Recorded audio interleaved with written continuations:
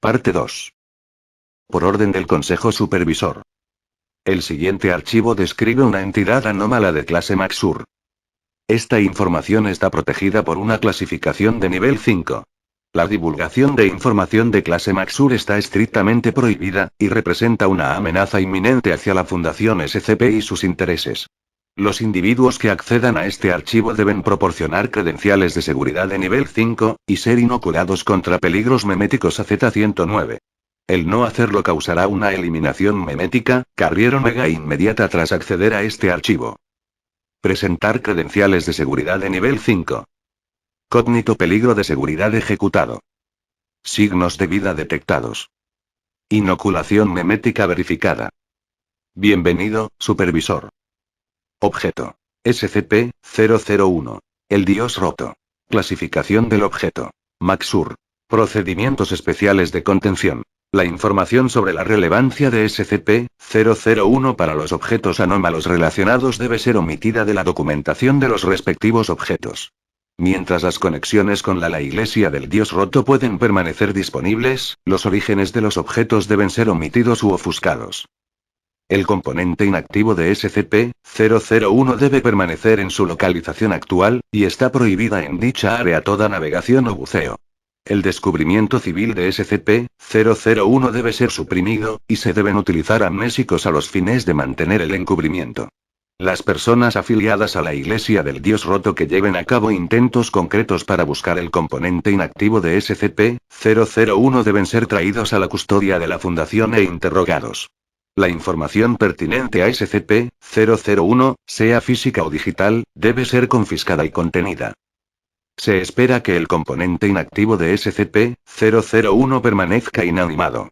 Sin embargo, si SCP-001 experimentara una reanimación espontánea, todas las unidades de destacamentos móviles activas en las cercanías del sitio 27, sitio 44, sitio 90 y sitio 101 deben ser asignadas a tácticas defensivas activas.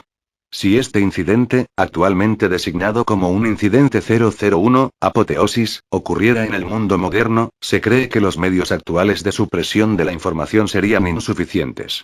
Es decir, es probable que un incidente 001, apoteosis resultara en un escenario de clase SK, mascarada rota, y posiblemente tras el mismo, un escenario de clase XK, fin del mundo.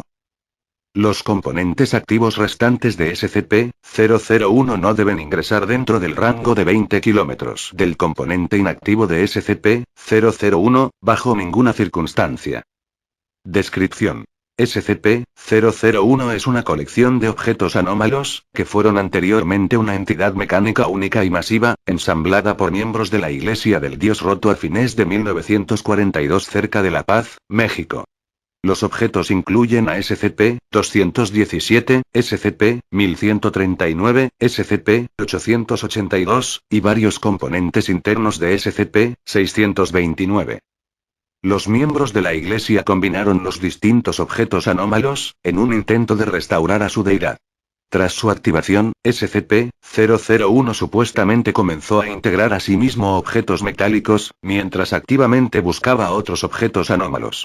SCP-001 y el incidente 001, apoteosis resultante, que tomó lugar como consecuencia de su ensamblaje, fue la causa de cambios ambientales significativos en el oeste de México, y requirió uno de los usos más generalizados de amnésicos hasta la fecha. Después del incidente, los componentes activos de SCP-001 fueron trasladados a los sitios de la Fundación para su contención, mientras que el componente inactivo de SCP-001 ha permanecido, desde entonces, en el fondo del Golfo de California, aproximadamente en las coordenadas 23, 80, 72, 69, -108, 41, 83, 69. Anexo 001-01. Información recolectada de la descripción de SCP-001. Transcripción de la declaración del padre Jorge Castillo, de agosto de 1945. Fernand fue el primero. Creo, el primero que me contactó después de que encontraron el corazón. La forma en que lo describieron, el fervor que había en sus ojos, me cautivó y entonces lo supe. Supe que lo habían logrado. Fui a encontrarme con Antón y Salvador el fin de semana después de la confirmación de mi hermana. Cuando me lo mostraron me tomó desprevenido. No era mucho más que un montón de engranajes, pistones, piezas latentes de un mecanismo de relojería y partes de metal lubricadas, todas revolviéndose juntas, de manera obediente, sin una fuente de energía. En su interior vi el corazón, tal cual lo describieron. Este me habló. No como tú y yo hablaríamos entre nosotros, sino con imágenes y sentimientos. Y dolor. Estaba en un estado de tanto dolor. Como si la chispa que le había dado vida le hubiera hecho darse cuenta lo que era, o lo que no era, y solo deseara ser completo de vuelta. Deseo es una palabra excesiva, quizás. No era deseo, más bien era impulso. Algo en el interior de la criatura la condujo hacia un fin irreflexivo, pero determinado. La criatura que me presentaron no era como los otros artefactos que había encontrado y bendecido. Ella en particular era diferente, había algo que no estaba bien con ella, y no supe hasta después lo que habían hecho. Le rogué a Salvador que lo regresara a esa playa y lo deshiciera, porque no estaba bien, pero no terminarían escuchando ninguno de mis pedidos. Empezó a moverse antes de que me fuera, sacudiéndose tanto de lado a lado que pudo adquirir locomoción. Empezó a cojear hacia una llave inglesa, y la misma se volvió parte de su cuerpo. Ellos me exclamaron. Nuestro Dios está intacto. Nunca los volví a ver de nuevo. Fragmento de una entrevista con Francis Bollinger en 1946. No usó palabras, ni ninguna clase de lenguaje. Hacía sonidos metálicos, pero al mismo tiempo. Vendrían a la mente imágenes y conceptos cuando estábamos a su alrededor. ¿Alguna vez has sentido, cuando tienes una idea o pensamiento, que todavía tienes que pensar las palabras para ellos, a pesar de conocer el sentimiento antes de que finalices la oración? Fue como eso, pero desde una mente ajena. Realmente fueron las palabras de lo divino. Fragmento de una entrevista en 2007 con Trixie Silva, agente de la Unidad de Incidentes Inusuales, UDI. Había unos pocos lobos. Espera, ¿sabes quiénes son esos, verdad? Son como cazadores. Trabajan para la iniciativa Horizonte, IH. Nos confrontaron cerca de una iglesia en Santa Margarita. Querían que les diéramos las cosas que habíamos recolectado para la iglesia del Dios roto, como el material abrahámico que entregamos.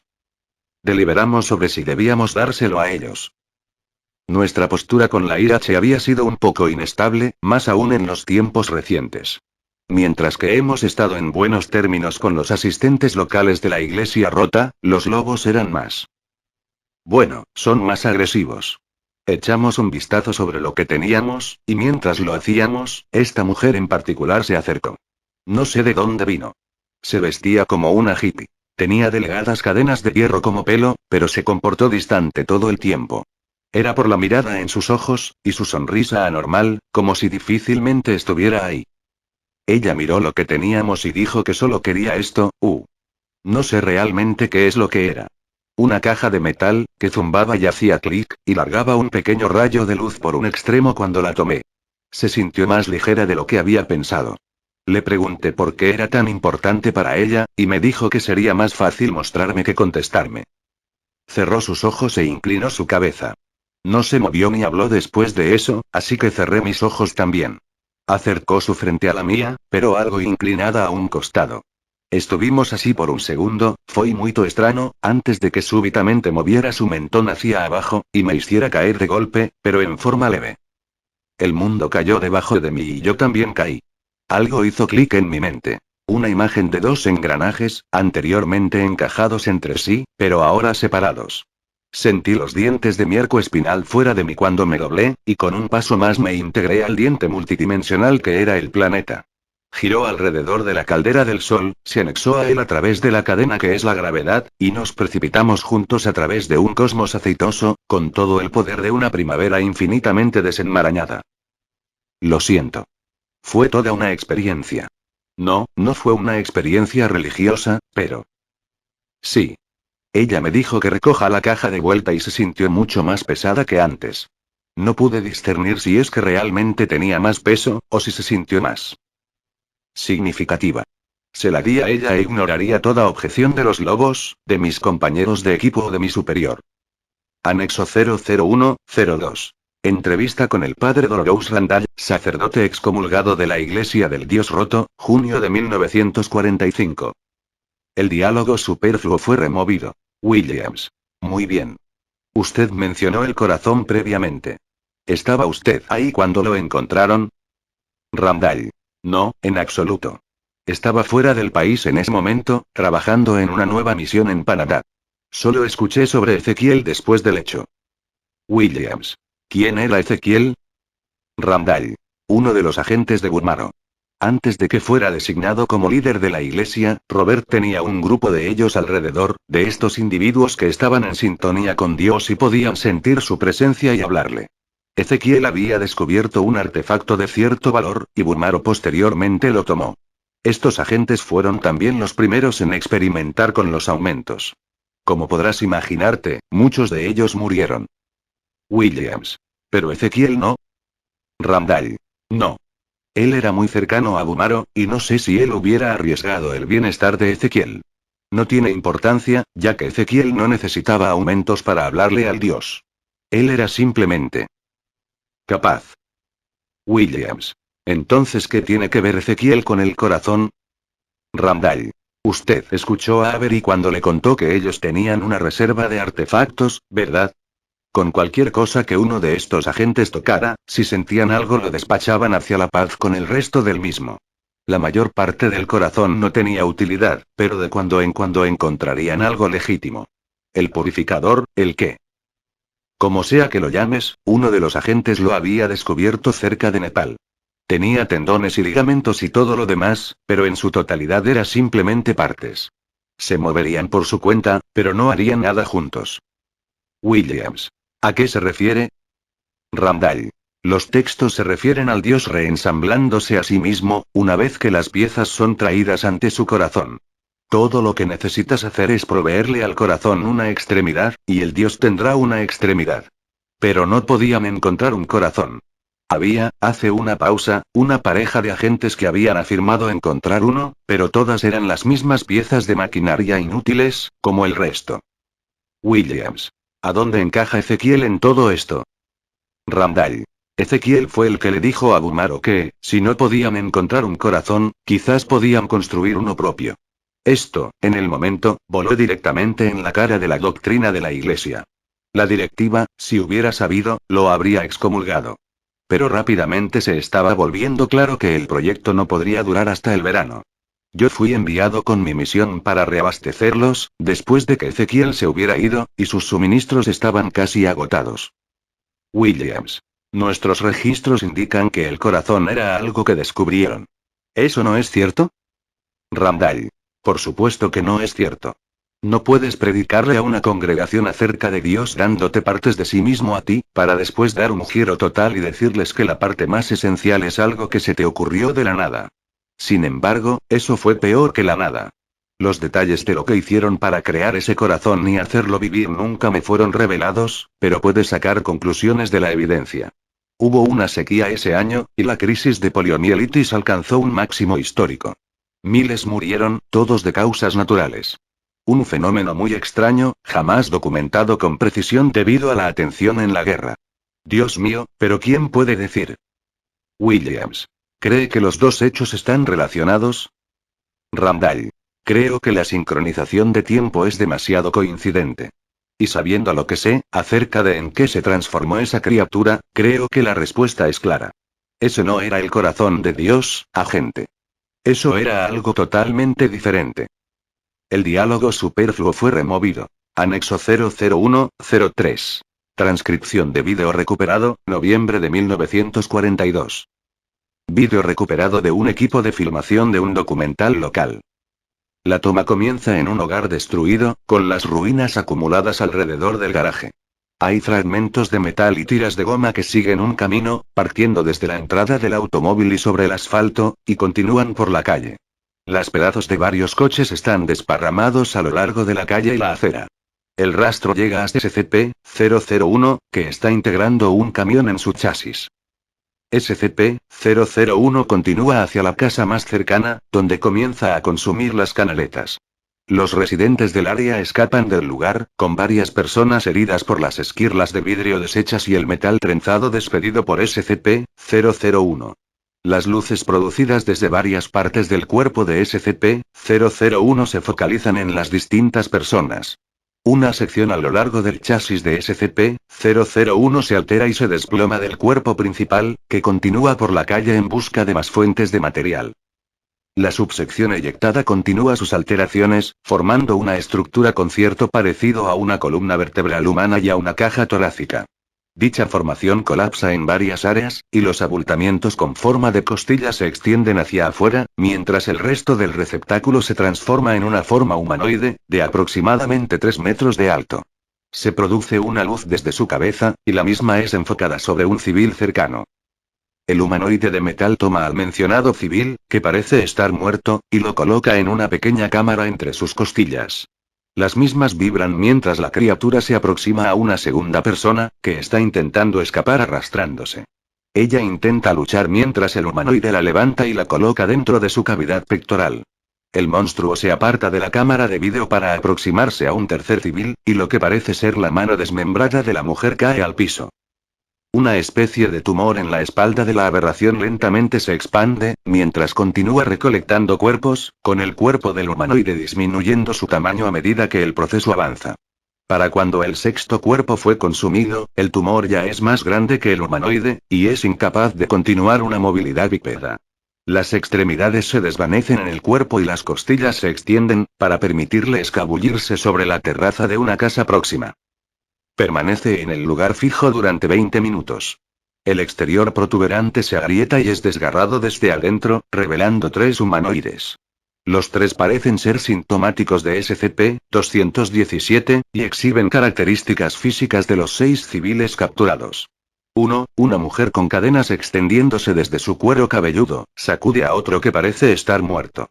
El tercero, un varón con extremidades de relojería, se examina a sí mismo antes de saltar desde la terraza, aterrizando sobre su estómago. No parece ser dañado por esto, aunque parece causarle sufrimiento. A continuación persigue a SCP-001, que está consumiendo otro vehículo en la calle a varios metros. La humanoide mujer descubre al equipo de cámara. Comienza a saludar con la mano, pero rápidamente se detiene. Mira hacia SCP-001 antes de saltar hacia el patio trasero, y fuera de la vista de la cámara. Anexo 001-04. Conversación telefónica de Robert Burmaro grabada. Nota. El siguiente es un audio de una conversación telefónica grabada entre un agente, de nombre desconocido, de la Iglesia del Dios Roto y Robert Burmaro.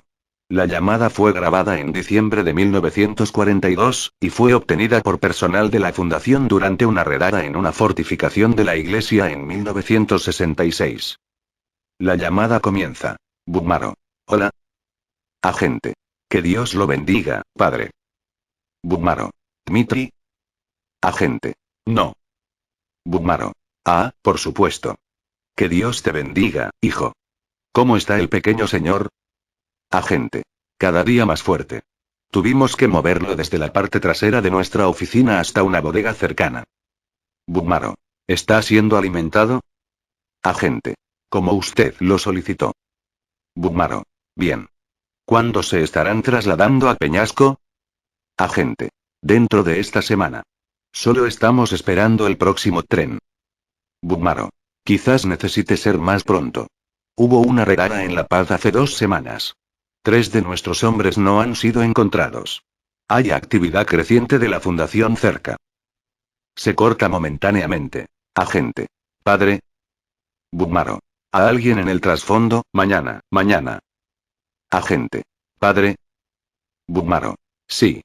Habíamos esperado que se dirigieran al norte, pero en cambio han venido desde el oeste. Un pequeño revés. Agente. ¿Qué hay con la casa de seguridad? Hay aproximadamente otros 100 artefactos ahí, y... Burmaro. Lo interrumpe, un pequeño revés. No saben dónde está, y aunque lo supieran, esa no es su prioridad ahora mismo. Sus ojos, y los ojos del resto del mundo, están en Europa. Mientras su mirada se asiente allí, no se percatarán de nuestro logro hasta que estén incapacitados para detenerlo. Agente. Eso era, algo más que necesitaba preguntarle, padre. Burmaro. ¿Sí? Agente. Nuestro Dios, ella es voraz. No parecemos saciarlo, las provisiones que se nos dieron no son. Burmaro. Interrumpe de vuelta. ¿Cuál es el problema? Agente. Padre nuestro. El señor está devorándose su propio alojamiento. No podemos convencerlo de que se detenga, no se puede razonar con él, es. Bumaro. Tonterías. El corazón del devoto podría hablar directamente a nuestro Dios. ¿No puedes escuchar sus palabras cuando se contacta contigo? ¿No sientes la máquina moviéndose en tu interior? ¿O necesitas otra prueba más allá del Dios vivo, que respira frente a tus propios ojos? Agente. No. Padre, no es eso, es que. Bumaro. No voy a escuchar nada de eso. Durante años, le hemos orado y suplicado a nuestro Dios para que se vuelva intacto ante nosotros. Y ahora, Él se ha presentado. Sabemos que su divinidad le hablará al corazón de los devotos. Si tú me estás diciendo que no hay ninguno entre ustedes que sean lo suficientemente devotos para conversar con nuestro Señor, dímelo ahora, así pueden ser reemplazados. Agente. Nuestra fe es fuerte, Padre. Por favor, perdone mi insolencia. Solo estoy equivocado. Bumaro. Mírate a ti mismo, entonces. Me preocupa tu fe. Llama a uno de tus hermanos, uno que sea más fuerte que tú, y déjalo hablarle al Señor e indicarle la necesidad de discreción. Nuestro Señor entenderá, sin lugar a dudas. El Dios intacto es un Dios razonable. Agente. Sí. Que Dios lo bendiga, Padre. Bumaro. Que Dios te bendiga, hijo. La llamada finaliza. Anexo 00105. Reporte de escalada, diciembre de 1943. La siguiente es una entrevista llevada a cabo con el comandante de la Fundación Mark Peterson, del sitio 74. El director, que previo al incidente 001, Apoteosis estaba estacionado en la Ciudad de México, se encontraba en La Paz, junto con el personal de la Fundación, durante el incidente. Director Cornwell. Por favor, comienza de nuevo desde el principio, ahora estamos grabando. Comandante Peterson. Muy bien. Los primeros informes que obtuvimos sobre la actividad de la Iglesia en México fueron en el 41, pero todo era bastante menor en el momento. Habíamos finalizado unas operaciones de campo cerca de la frontera en el norte, y estábamos preparándonos para trasladar nuestros activos a Atlanta, para su despliegue en Francia. Teníamos nuestras órdenes de recuperar una serie de objetos sensibles, que no querían que cayeran en las manos de los cabeza cuadrada 6, y estaban por trasladar nuestra división completa para realizar el encargo. La directiva no estaba segura de que Roosevelt haría la llamada para darnos el tiempo suficiente para incorporarnos a los estadounidenses, así que íbamos a tener que ir separadamente. Toda la situación era un caos. Director Cornwell. ¿Qué te mantuvo en La Paz? Comandante Peterson. Estaba allí por accidente. Uno de nuestros trenes había tomado la ruta por tierra hacia La Paz, probablemente para recoger algunos de los armamentos que teníamos allí. Resulta que se suponía que el tren debía dirigirse al norte. Así que, de repente, la mayoría de la directiva sur de Río Grande está en La Paz, lo cual, en retrospectiva, probablemente nos resultó de gran utilidad, en lo que respecta al esfuerzo general. Director Cornwell. ¿Cuándo escuchaste por primera vez sobre la entidad 001, Apoteosis? Comandante Peterson. Risas, Dios. ¿Así es como la están llamando ahora? A la máquina, supongo que se refieren. Escuchamos por primera vez, a través de la vid, sobre un incremento de actividad en el área de. Supongo que habrá sido hace un poco más de un año atrás. Terminamos cayendo en La Paz en octubre del 42, así que. Sí, eso suena correcto. La primera evidencia concreta que obtuvimos de que algo no andaba bien fue cuando un tren de refugiados. Parece un poco tonto llamarlos así, pero supongo que eso es lo preciso. Aparecieron en La Paz cerca de finales de octubre, hablando sobre cómo su pueblo entero había sido reducido a polvo.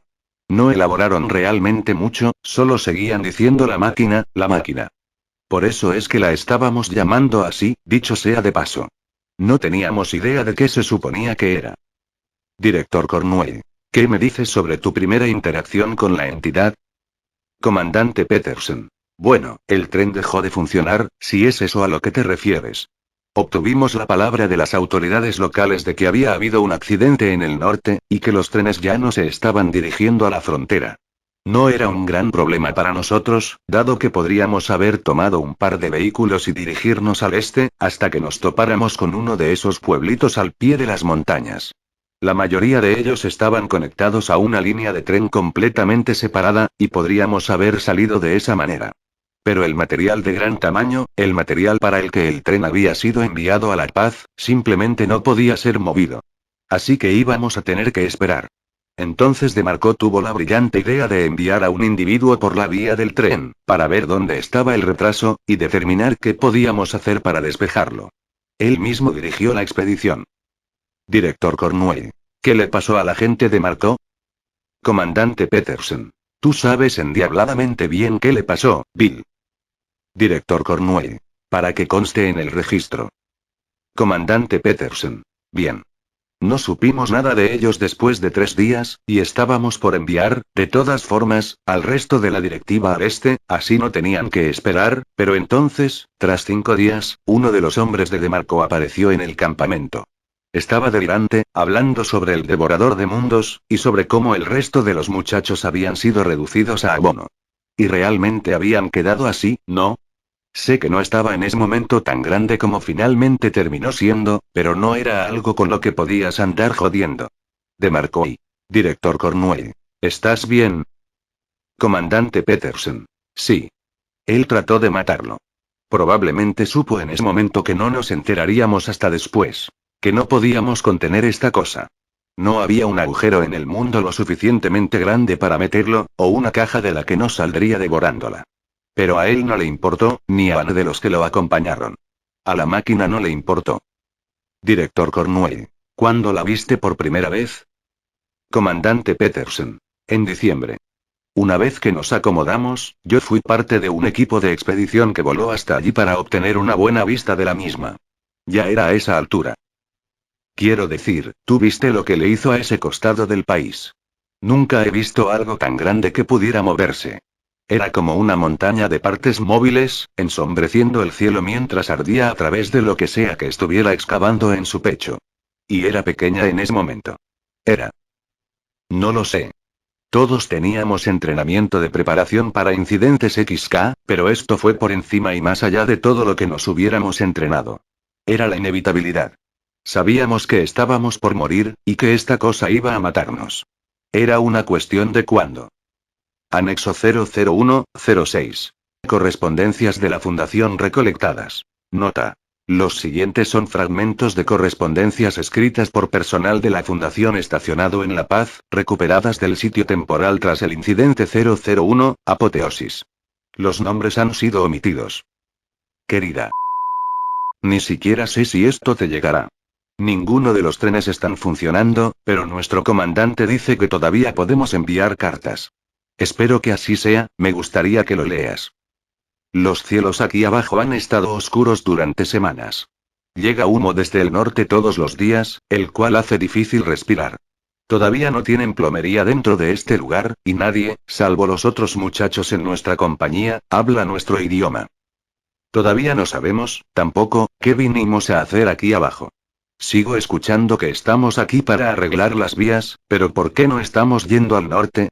¿No están las averías en las vías del norte? Un hombre llegó hoy al pueblo, con la maldita media mitad de su rostro frita. Era como un hombre muerto, no le respondía a nadie. Se dirigió hacia el medio del pueblo y colapsó.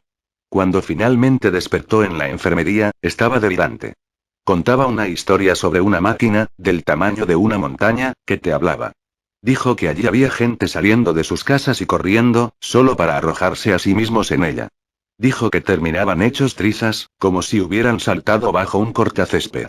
Y después murió, y nadie supo por qué. Las montañas se derrumbaron bajo nuestros propios ojos. Vimos una figura ascendiendo a través del humo, lenta y pesada, pero con un ímpetu aterrador. No se arrastraba como una fiera ni caminaba como un hombre, pero era impulsada hacia adelante por las rotaciones de 1.000.000 de dientes de rueda dentada, como si fuera un 100 pies de hierro. Su cuerpo se extendía hacia arriba, en el humo, más alto de lo que podíamos divisar. Dentro de su pecho vimos fuego, como las calderas del infierno. Llegó a las montañas de nuestro norte y no se detuvo ni las bordeó, sino que pasó a través de ellas y las devoró. Extendió un largo y palpitante brazo e introdujo un pueblo entero en sus fauces. Vi a hombres saltando a sus muertes cuando sus casas fueron barridas dentro del mismo infierno que el resto. Y la figura aullaba, no solo a través del chirrido de los engranajes y la agitación de la máquina, sino también en nuestras mentes. Podía escucharla en mi corazón. Estaba gritando. Directriz. Comando central, sitio, 001. Cortesía de... Perdimos el sitio temporario. La paz está en ruinas. La entidad mecánica fue contenida. Alteraciones geológicas masivas. Escenario XK evitado. Se solicita soporte amnésico. Anexo 00107. Entrevista con el teniente renacido, de la Coalición Oculta Global, COG. Nota.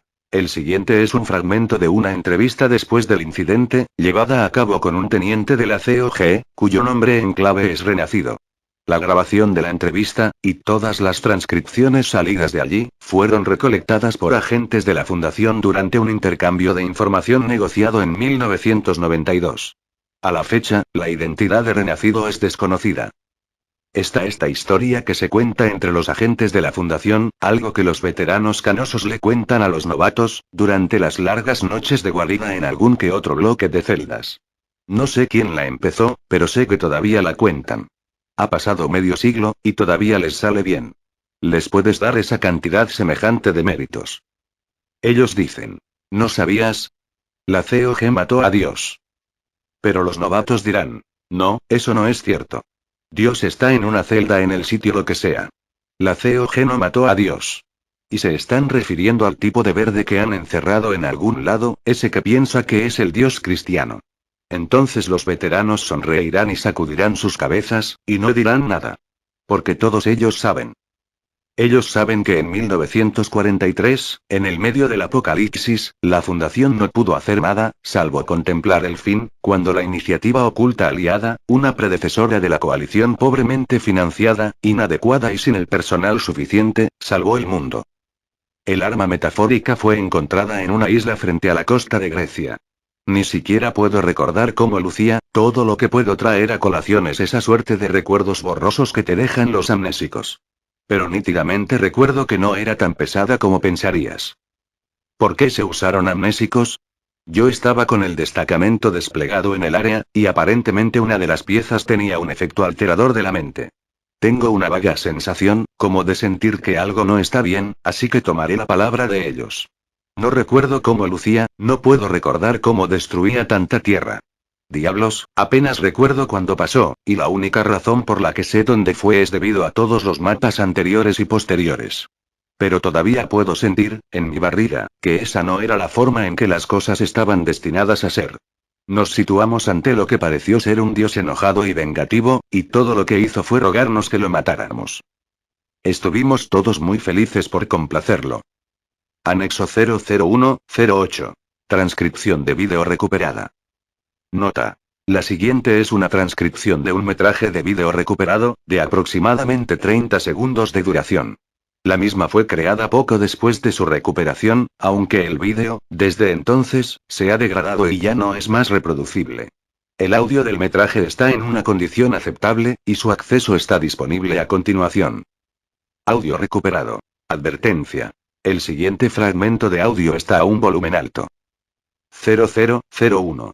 La grabación comienza en un pueblo. Muchos edificios han colapsado o quedaron envueltos en llamas. Hay una significativa actividad sísmica presente. 0003. El vídeo hace una panorámica para mostrar a SCP-001. Su tamaño es indistinguible en el vídeo, pero la entidad abarca la totalidad del cuadro. Se está moviendo lentamente hacia adelante. 0009. Se ve a SCP-001 moviendo grandes cantidades de tierra dentro de sí mismo. Hay llamas ocasionales que entran en erupción desde el interior de la entidad. 0015. Las sirenas de ataque aéreo se vuelven audibles mientras el cielo se ilumina, como si fuera por un relámpago. Las nubes directamente por encima de SCP-001 se separan momentáneamente. SCP-2399 se visibiliza, con su parte inferior levemente dañada. Se ve pasar por arriba el fuego de los morteros de la Fundación. 0020. Uno de estos morteros impacta en SCP-001. No hay daño visible. 0022. La parte inferior de SCP-2399 está brillando de color azul. 0024. Un resplandeciente rayo de luz brota de SCP-2399 e impacta a SCP-001. SCP-001 reacciona violentamente y se dirige hacia SCP-2399. 0026. Hay una explosión. No se puede ver nada en el vídeo. 0030. Mientras la gente en las inmediaciones grita, el vídeo finaliza. Anexo 00109. Neutralización de SCP-001. El 17 de julio de 1943, agentes de la Iniciativa Oculta Aliada contactaron a los directores de la Fundación estacionados en La Paz, México, y solicitaron asistencia para su traslado al sitio de la entidad 001, Apoteosis. Los agentes de la Fundación se movilizaron rápidamente para enviar un avión a recoger a los miembros de la IOA. Tras su llegada, el personal describió un artefacto anómalo único que los agentes de la iniciativa tenían en su custodia, así como el modo en que podría ser usado para frenar el avance de la entidad 001, Apoteosis. 3 días después de llegar a La Paz, el 24 de julio de 1943, la Iniciativa Oculta Aliada envió a un único agente al sitio de la entidad 001, Apoteosis, llevando consigo mismo el artefacto anómalo. En la mañana del 25 de julio de 1943, mientras la entidad 001, Apoteosis se aproximaba a la orilla del Océano Pacífico, otra construcción mecánica masiva apareció por encima. El origen de esta entidad es actualmente desconocido. Los registros del incidente posteriores a la aparición de SCP-2399 son incompletos y probablemente imprecisos.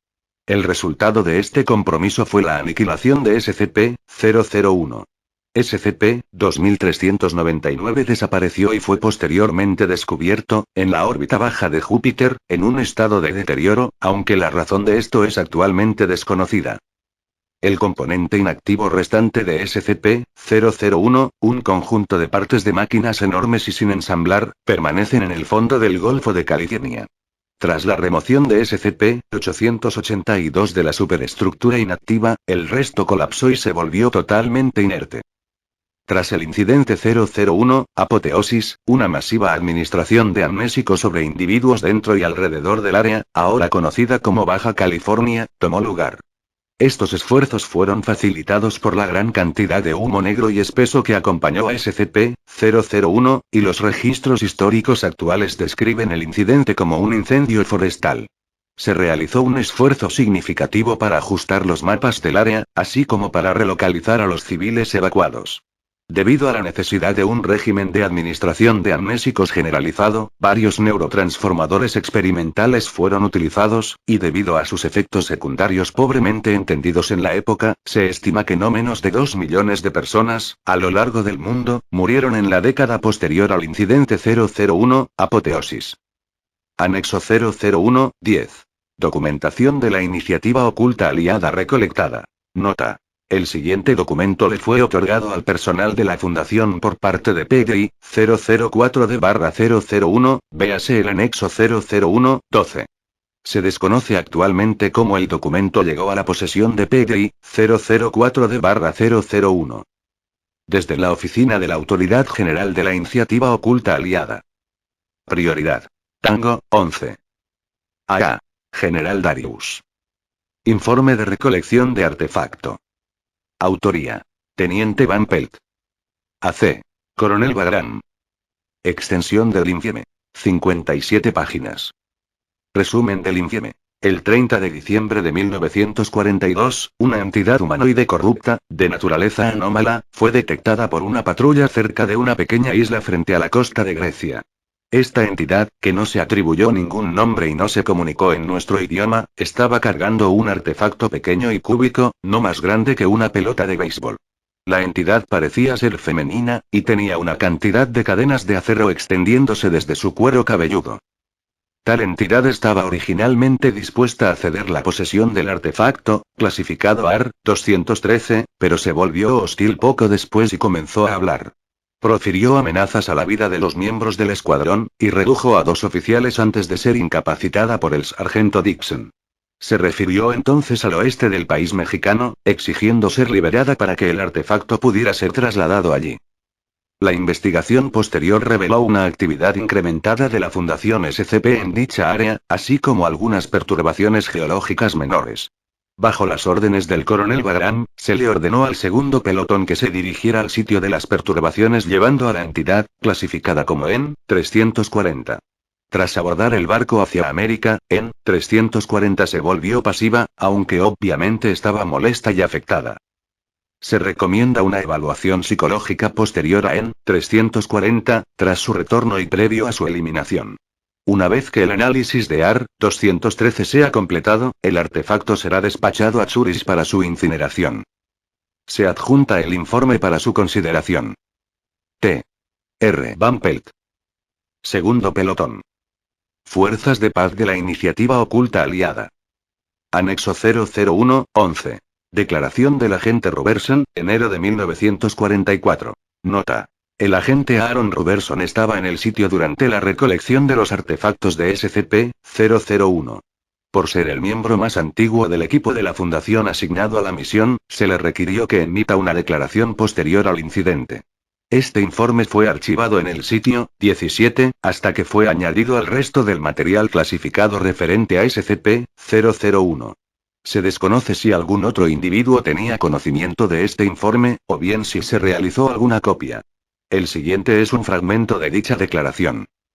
Tomamos lo primero que pudimos de la costa. Cosas pequeñas. Engranajes, poleas y pistones, cosas como esas. Un montón de ellas eran basura, pero todavía estaban sacudiéndose, girando y rotando. Todavía había vida en ellas. El material pequeño cesó su actividad después de un par de horas, pero escuché que las piezas más grandes todavía se agitaban en las semanas posteriores. Como al cortar la cabeza de un pollo. Las partes importantes, aquellas que sabíamos que eran los artefactos verdaderos de la iglesia, logramos capturarlas y trasladarlas al tren de la paz para su transporte. Conté, por Dios, quizás 100 artefactos anómalos individuales. Algunos de los chicos en la estación del tren bromearon que tendrían que construir un sitio entero solo para almacenarlos a todos. Mantuvimos las bajas en un número mínimo, afortunadamente. En su mayor parte solo fueron tipos siendo tontos alrededor de la maquinaria, actuando como si ésta todavía no pudiera arrancarles los brazos. Rodríguez sufrió la trituración de su mano, y tuvimos que ayudarlo a dirigirse a la clínica local. Creo que solo tuvimos una muerte durante todo el periodo. Uno de los locales que contratamos para que nos ayude a bucear en la bahía y colocar correas alrededor del corazón, así podíamos levantarlo. Yo no lo vi, pero oí sobre él. Dijeron que lo encontraron con la cabeza aplastada entre dos piezas en movimiento. Aseguraron que lucía como si se hubiera metido allí por sí mismo. Pero no lo sé, no lo vi. Sin embargo, sí vi las placas de identificación. Ya sabes, has visto cuando un lugar manufactura algo, y a los fines de identificar de dónde vino esa pieza, traerán un gran pedazo de metal con su nombre en él, y se lo pegarán en el costado de la pieza. Vimos un montón de estas placas en otras piezas, que formaban parte del material que la entidad había recolectado mientras allanaba su camino hacia el mar. Ninguno de los artefactos de la iglesia tenían esas placas, sin embargo. Todas se agitaban como las demás, pero no estaban marcadas. Podías sentir algo cuando te situabas cerca de ellas, como si fuera serenidad. La misión entera fue así, se sentía calma. Como un alivio. Excepto por el corazón. Cuando finalmente lo sacamos de la bahía, tuvimos que mantenerlo en la costa por un día, debido al clima. Algunos de los locales comenzaron a ponerse ansiosos. Afirmaron que estaban escuchando voces, y no se acercarían al mismo. No importó la cantidad de dinero que les ofreciéramos. Tuvimos que esperar a que llegue más apoyo de la base del norte, para poder cargarlo en un barco. Yo. Hombre, no lo sé. He visto toda clase de cosas, pero mi resistencia memética es bastante alta. Tuve que pasar un puñado de pruebas solo para obtener esta asignación, y todo estaba despejado. Pero no puedo negar haber obtenido otra clase de sensación alrededor del corazón. No sé si podría decir que estaba escuchando voces, pero... Bueno, las placas. Fue cuando nos estábamos yendo, y cargando el corazón en el barco que iba a llevarlo al norte, cuando las vi por primera vez. Ni siquiera pensé en decir nada entonces, ni siquiera se me pasó por la mente, hasta que empecé a revisar algunos archivos. Entonces ese barco se estrelló por la tormenta, y perdieron el corazón, y durante todo el tiempo me mantuve pensando en esas malditas placas de metal. Me terminé de dar cuenta entonces, creo. Ese no era un artefacto de la iglesia, Honji. Esas decían propiedad de la fábrica. Anexo 001-12. Entrevista con PDI 004D/001. Nota. El siguiente es un fragmento de una entrevista de 2009 con PDI 004D/001, quien afirma ser parte de una secta previamente desconocida de la Iglesia del Dios Roto. El contacto fue establecido con la cooperación de la Unidad de Incidentes Inusuales, UDI, que habían interactuado con PDI 004D/001, según lo detallado en el anexo 001-01. Así que dime lo que crees que sabes. Ya veo. Interesante. Bueno, no estás del todo equivocado. Y eso es admirable, en este día y época. Hay unos pocos detalles clave que siento que podrías estar pasando por alto, y podrías estar sobrevaluando información que se te otorgó a través de un amnésico autoadministrado. Vamos a poner las cosas en claro. La COG no mató a Yahvé, según proclaman con tanto orgullo. Y ese que destruyeron no fue el Dios Roto. Fue una parte de él, sin duda, pero ¿me mostrarías un árbol de levas y lo llamarías un coche? Oh, así que tienes algunas partes juntas. Un motor, quizás. Pero no un auto. Dios es mucho más simple que eso. Dios lo es todo. Desde la estrella más grande hasta la partícula más pequeña. Cada minúscula parte, completamente insignificante por sí misma. Haciendo lo que sea que estén destinadas a hacer. Encajando juntas, rechinando entre ellas. Todo es parte de una máquina cósmica. El aspecto maquinal fue, en cierto punto, seguramente una simple metáfora. Una idea. Pero como estoy seguro que sabes, las ideas son poderosas. Las mismas crean cosas de la nada, o cambian cosas que ya están ahí. Y con una pequeña chispa de divinidad, un símbolo se vuelve real. Si tienes un planeta con tanta vida como la que hay aquí, entonces generas un montón de ideas. Y tú podrías preguntarme, ¿por qué se lo llama el Dios Roto? Hay un par de respuestas posibles. Algo tan simple como problemas de traducción. Reinterpretaciones hechas físicas por parte de los devotos. ¿Es roto simplemente una pobre traducción de alguna palabra con una diferencia más sutil? ¿Fue Dios un ser que desató la destrucción del Big Bang? Si así fue, ¿por qué hubo una destrucción? ¿Y qué pasará si esa destrucción es reparada? No puedo responder ninguna de las preguntas salvo la última, pero tú ya sabes la respuesta. Lo que sea que Dios haya sido alguna vez, en última instancia, no importa. Lo que importa, para ti, es que debe permanecer como tal. Roto. Dios sabe eso. Las piezas más poderosas, los componentes mecánicos que las sectas más convencionales podrían etiquetar como sagradas, saben que no están destinadas a ser una cosa sólida.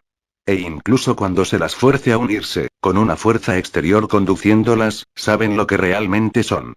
Los pedazos del monstruo trabajarán para destruirse a sí mismos, desplegarán entidades más pequeñas para hacer el trabajo. La COG no lo mató, tomaron el arma de su propia mano y se atribuyeron el crédito cuando apretaron el gatillo.